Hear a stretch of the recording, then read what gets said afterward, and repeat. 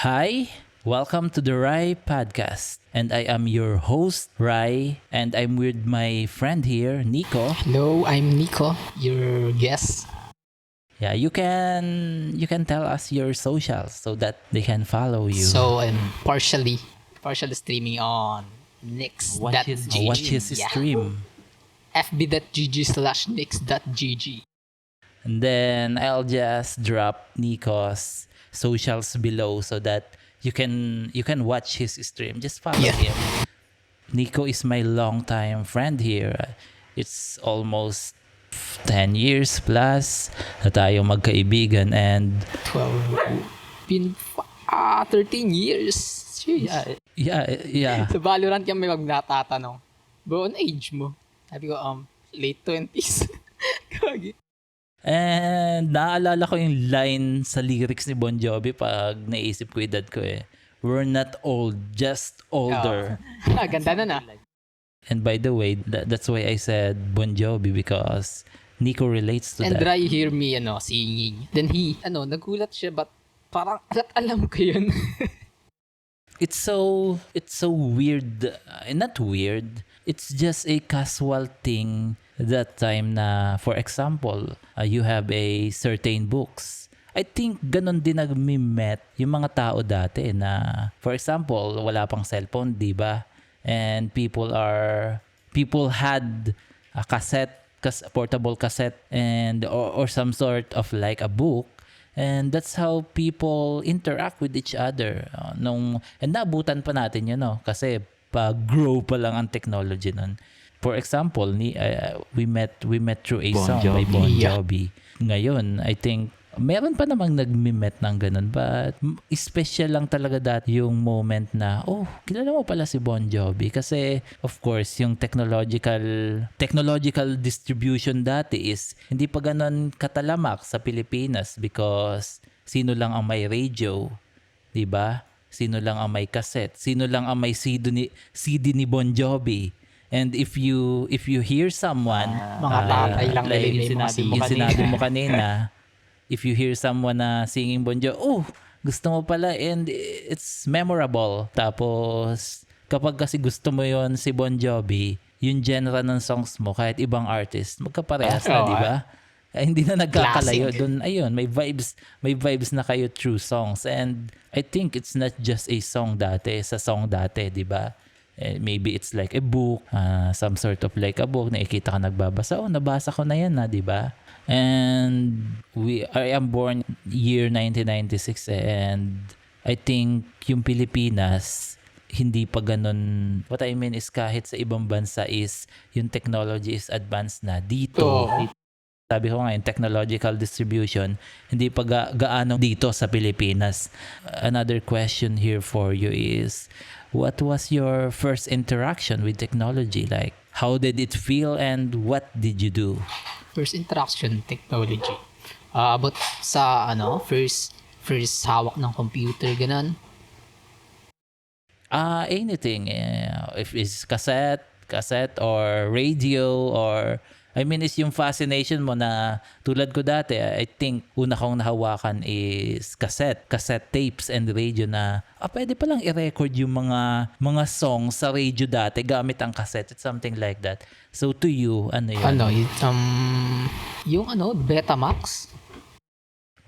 Ay, hindi ko na-experience yan, man. Okay, can you elaborate it more yung Betamax na Di ba na type? parang mas nauna pa din yung VHS?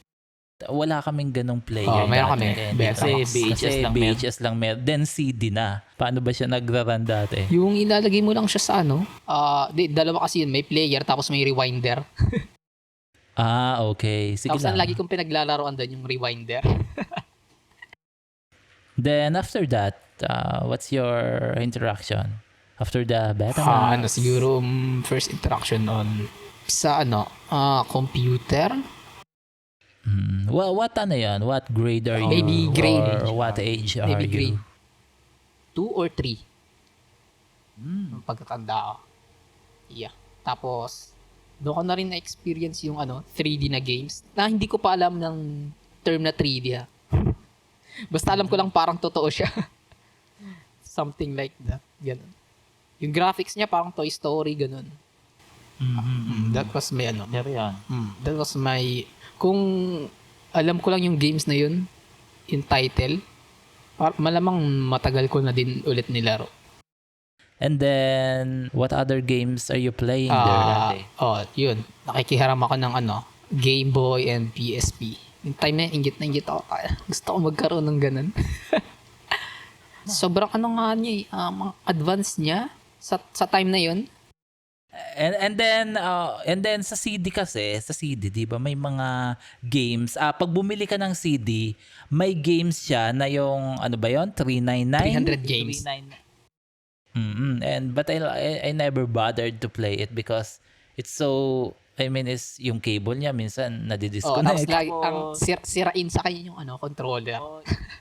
And yung controller mo hindi mo feel hindi mo masyado makontrol It's something like that. Then when PSP came, I mean, like, wow. Yung tito ko dati may dalang PSP sa bahay. Sabi ko, wow, Grabe, ang ganda I want that toy. But I never had PSP. It's the thing that I really want as a kid that I never had. Nung may freelance na ako nitong college, I tried na bumili ulit ng PSP just to experience. Why not? Kasi I really want that as a kid. And what's the alternative technology na meron yun? Sa ngayon pag handheld ang usapan. Handheld yun. Yeah, handheld. Ang top one is Nintendo Switch. Yun, Nintendo. Which is kalaban dati ng Sony sa handheld. Di ba naglalaban dati Game Boy at PSP. Mas sikat noon, PSP. Ngayon bumaliktad. Si Nintendo na yung nandun, yung merong hawak ng throne. And then after, maybe itong mga nakaraang taon, umuusi yung handheld PC. Nung una ko to nakita di ba napagkwentuhan natin dito nung pumunta kayo sa bahay, parang prototype lang sila dati, yung Aya Neo na brand.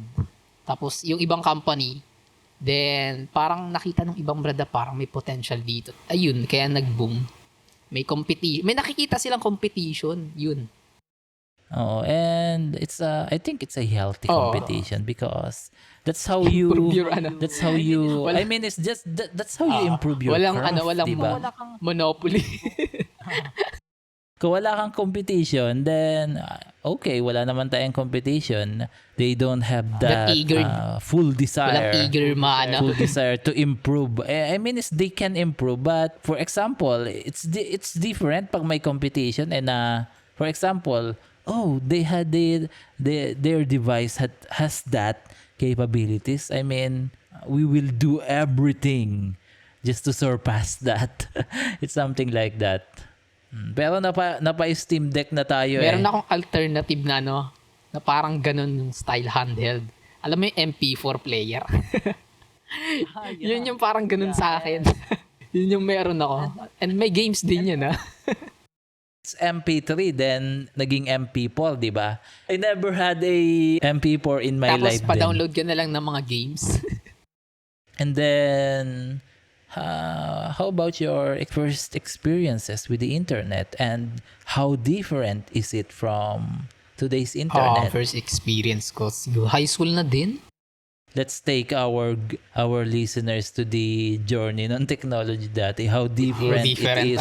Ganito. Pag sa computer shop ka naglaro, may policy sila. Pa yung policy o rule ba na wag ka mag-YouTube. Kasi maglalag lahat. Yung internet nun ba tawag doon? DSL? Na ang speed lang 2 Mbps. Remember Imagine computer shop, tapos nag-share sila ng speed na 2 Mbps sa lahat ng PC. Ilan lang speed doon sa 10 PC. And I think it is, what can I say about this? It is unfair to the individuals who want to watch, no? Kasi lagi akong nasasabihan ng mga gamer doon dati na, halimbawa, I just want to watch kasi I want to learn bayad on mo YouTube. And you can't even stream a YouTube. And there's a lot of Buffering, right? It's like, yeah.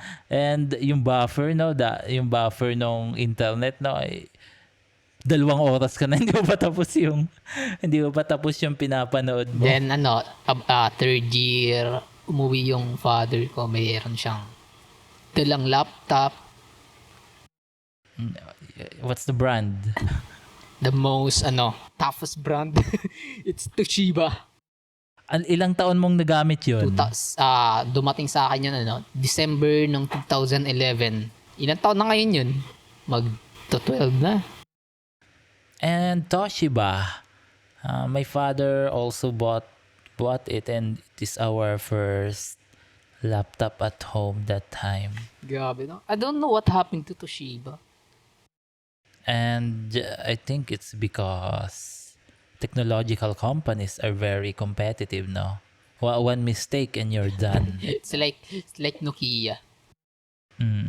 And if you don't have the best innovators, and if you don't really, even if you fully dedicate your craft sa fierce ng competition sa technological front, you'll get left behind.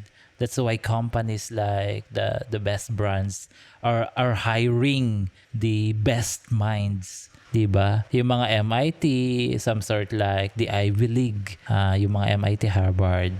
Can you share some other experiences on internet that time? Then my first home internet. Home internet using broadband stick. Kung nare-remember niyo 'yun. It's like a USB stick with a SIM card inside, so you can use your mobile data. And the speed is HSPA? Yeah, KBPS. kilobits download. Yeah. Tapos iba yung feel na meron kang internet sa bahay. Yung una kong na-feel nun. Grabe, nakakapagbukas ka ng Facebook, nakakapaglaro ka ng Tetris na hindi pumupunta sa computer shop. And imagine the struggle of the people na nasa remote areas, tapos ganun lang yung speed, no? I remember the time when Tapos ang mahal pa ng load shit. hindi ko talaga akalain dati na magkano ang 1 GB nun? 50 pesos? Uso pa nun yung Unli-Surf. Unli-Surf 50. One day lang yun. Pero di ba may cap 'yon? May capping. Noong hindi pa ganun kadaming gumagamit, wala pang capping. Then nauso na yung capping nung nag-college tayo. Kasi ginagamit ko 'yon. Kala ko kasi mahina lang yung internet, yun pala na-cap na yung aking data. Hindi ko kasi siya naabutan na walang capping. Nung din yun, bandang 2013, ganun, wala pang capping na. Okay. Tapos nung nauso na yung mga pocket wifi, dun parang nagkaroon na din ng capping. Yun pala yung pangalawa kong device na source of internet, pocket wifi. Naalala ko, hindi mo pa yun, di ba? Tapos unang experience ko ng 4G dun sa phone mo. Grabe ang bilis dun. Napawawa ako sa bilis. Hindi ko alam na internet ang tawag dun, pero internet na pala. Di ba yung GPRS? Yun yung signal sa mga Nokia na phone. And si yung kaibigan natin, si Ables, no? Kung sa group sa tropa, siya yung mahilig mag-internet sa phone gamit yung GPRS, 'di ba?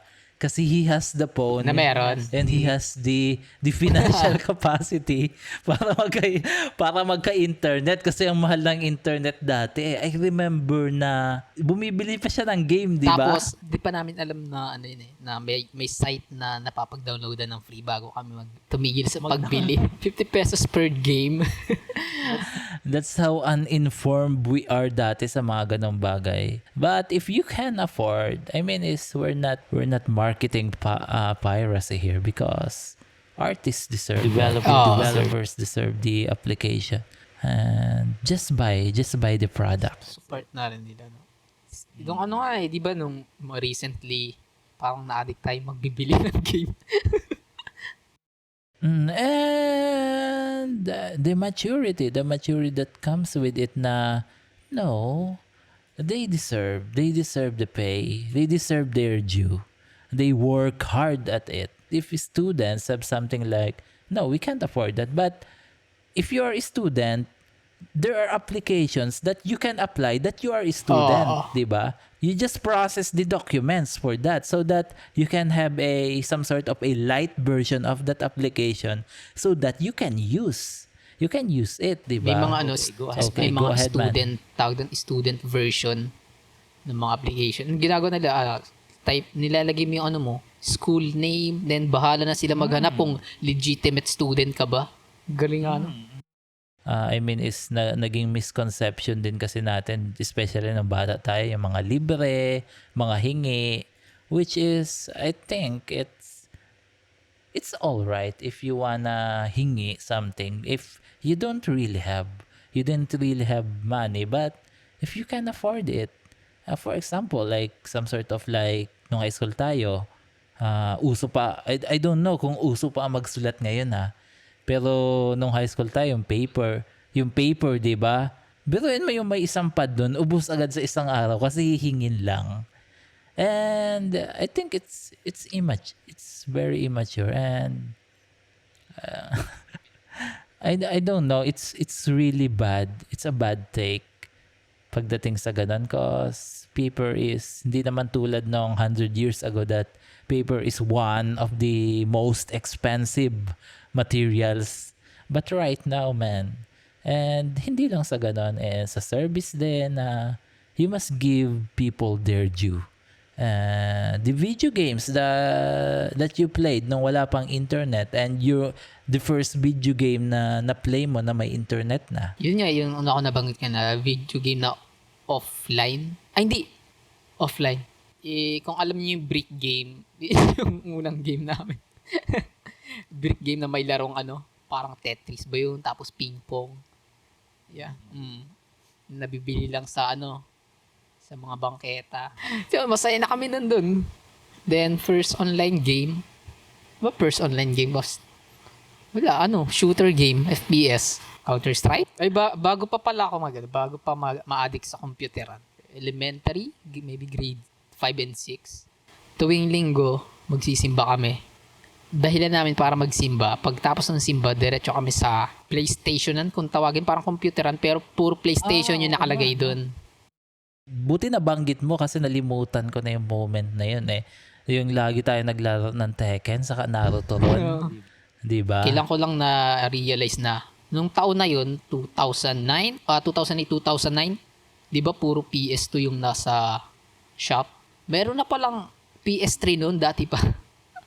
Parang lang, delay lang talaga yung Pinas sa mga yung distribution, like I said, the distribution of technology PS3 here. release nung 2006. Then 2008-9, PS2 pa rin yung nasa How do you think these technologies have changed since, I'll rephrase the question, how do you think these technologies changes you or have an impact in your life that Can time? you repeat the question?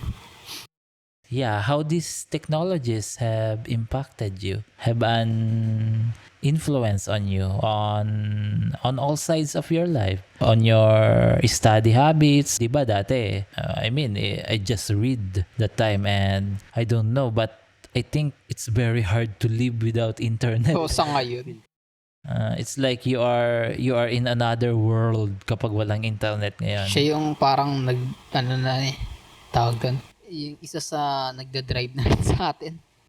Yung halimbawa, magpiprint ka na lang, di ba? And then dati, susulatin mo pa lahat. For example, assignment. I remember one time, nagkwento yung boss ko.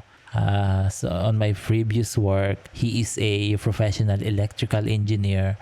He just shared that dati, for example, may machine, di ba? Nasa barko siya. Then may machine. Then nasira yung machine.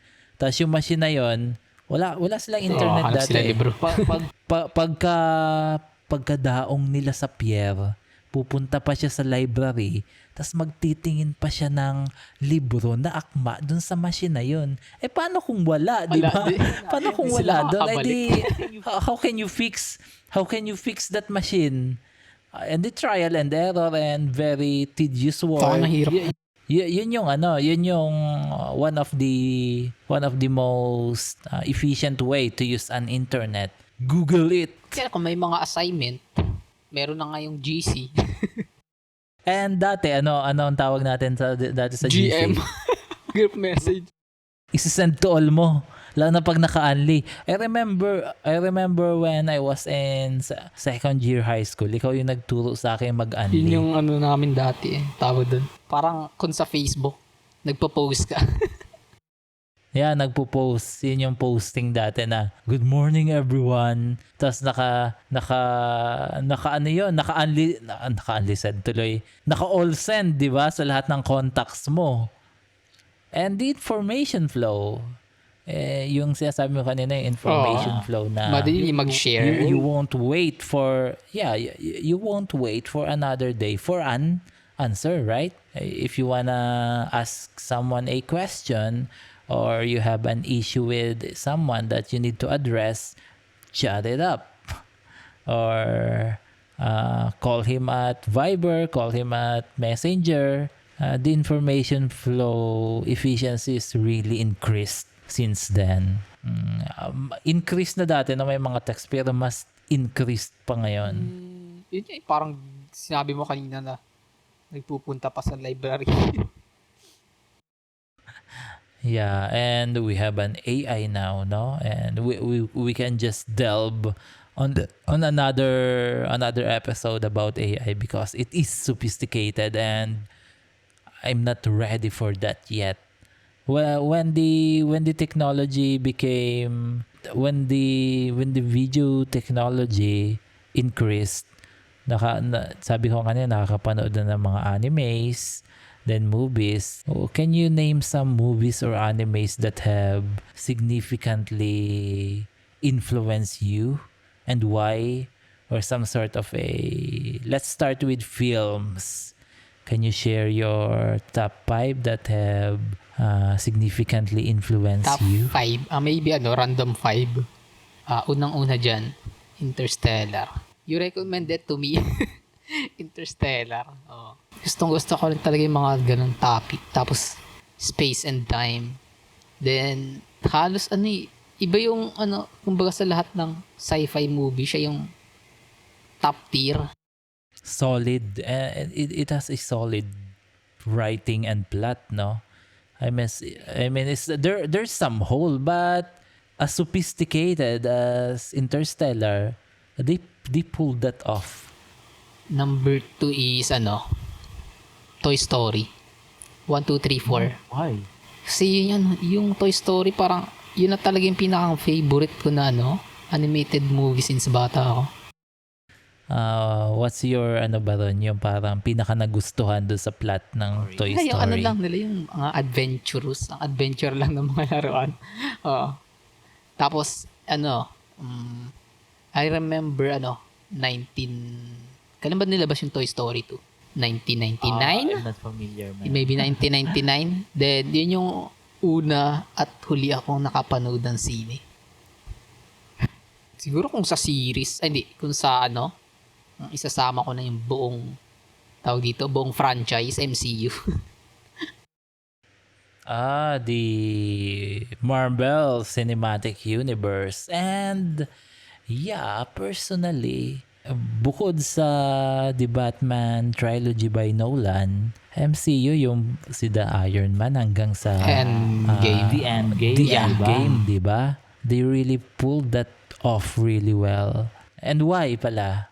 On your personal reasons for that? Invest ka dun sa story. Yung inaabangan mo yung mga tawag dun? Mga twists, excited ka malaman. Ano ba yun? Something like, that's why cinematic universe. Started movies are interconnected, right? Kailan ko lang na-realize na yun. Siguro, di ba 2008 nagsimula yun sa Iron Man 1. Tapos Hulk pala, Oo. Hulk. Tapos, kailan ko lang nalaman kung may Iron 3 na ba yun. Tapos, nakikita ko sa mga post-credit scene, bakit nandun si Iron Man? Eh, yun pala connected sila. Kaya, Yeah. kaya parang ganun ka na lang ka, ano. Ganun na lang ako naging... And I was really, what do I call this? Engaged or fascinated by the way they commit to a project na 10 years span project. You'll commit to that. Yung dedication nilang mag-bring something ng ganong cinematic universe. Like the Avatar, no? Yeah, yun, Something yung like that. Avatar. So, what Yun else? nga, nabanggit mo. Avatar. Pero nung una ko siya napanood, nung bata pa ako nun, di ako ganun ka, no? Di ako naggandahan ng ganun. Pero nung inulit ko siya, ayun, dun ko na-realize na, wow. Yeah, and what I really what I really love about Avatar is the experience So, itself. parang, nandun ka sa world. Andun agad siya sa tier list ko. Nung unang beses ko siya napanood, ito yung Life of Pi. Alam mo yun? Hindi mo alam kung kung pag sinearch mo yung background niya, kung totoo bang nangyari yun o istorya niya lang. Tumatak lang siya sa ko. Sa isip ko na yung may ganong movie ba na doon lang nakafocus na doon lang sila sa dagat, tapos may bangka. Parang, Like I said earlier, some sort of like an Oo. experience, no? What's your random vibe anime? That really on top of your head. top, random 5, Naruto, Dragon Ball, ano pa, One Punch Man, and tatlo na, dalawa pa. Habang nag-iisip ka, can you share something like a character from a movie or anime who you strongly resonate with and why? Yeah, ako si Naruto. Bakit Naruto? Kasabayan namin siya. Oh, he's like our bros. It's like a childhood friend, no? And the power to overcome really hard struggle in life, no? Even if we are not that matured dati, pero how he overcome everything. Siyempre, anime logic pa rin, pero we get it. The life is hard. It's something like that. And it has something to do rin with friendship, no? With Sasuke and something like that. And why it went downhill dun sa Naruto. How these movies or animes have shaped your views on life. Paano nila parang hinubog yung pananaw mo sa buhay o sa mundo. Po, lalim niya na. It changes us. Especially if that movie is really good. Parang may certain na nabubuksan sa mind natin Then our mind is not the same anymore pagkapanood nun. Then we are not the same anymore. Parang ano ang tawag doon? Na-inspire ka dun sa character na parang gusto mo siya gayahin. Yung anyari, siya yung pinakamahina. Tapos naabot niya yung ganong level. Kumbaga, bakit siya kaya yun? Di ikaw din, kaya din yun. And the struggle. Diba? Yung sabi ko nga, kahit anime logic, but it still relates to life Para ikaw yung ng buhay mo, ng story mo, ikaw yung bida ng story mo. Yeah, you're the hero of your own narrative. Before we end this, how about your advice what advice would you give to the younger generation based on your personal experiences? To the younger generation. Ano ba kayo, Gen Z? Gen Z ba tawag sa inyo? And the generation after that. Enjoy enjoy lang, pero wag yung, ano ba tawag mo dati? Kunyari sa yung mga bata ngayon na ang daming batang open sa sex, parang ganun. Yung masyadong mapusok ba tawag dun? Yung it's some sort of like a halo na eh. Urge, curiosity, if I am correct dun sa terms, then sige, explain mo lang so that we can elaborate. Kunyari, yung nalibugan ka. Then, Then, gusto mo agad i-try. Oo, walang isip-isip. on the consequences, right? Huwag maging You should try new things, but don't be uninformed. It's something like that. Like you said, on the sex front, that be aware of the circumstances. You need to you must have your other eye on the consequences. parang pala gusto ko sabihin, have fun but be aware of, just have fun. You only live once. But, don't go over the border. And be aware of consequences of your actions. And importantly, don't do drugs. I can say that don't do anything that damages your body and soul. No, don't do that excessively damages. And looking back on your life, what is something you wish you knew when you were younger? Huwag mong madaling tumanda. Nung bata talaga ka, parang like, excited ka talaga tumanda. Then, when you get older, you will realize na There's no rushing here because we're rushing to death. It's something like that. What do you think is the skills or mindsets do you think are essential for the younger generation to cultivate their future? skills niya sa pag-search sa internet. How can you leverage the information Nasa kamay niya na yan. and use it effectively? The last one, can you share something like a piece of advice or wisdom that you have received and would like to pass on to younger generations? Or something like kahit hindi mo kilala, something like you watch on a movie na na-realize mo na, oh, a very good lesson. Something like you read or watch on YouTube na a very good advice, a very good wisdom. Wisdom that I receive Or learn. or learned that I would pass to this younger generation is, Yeah. it's always seems impossible until it's done. By Nelson Mandela. A very good one, Nick. Thank you very much for being here. I am your host here, Rai, and I am with my friend here. Nikko, and thank you very much for inviting me. Okay, we are done and see you next time. Bye-bye.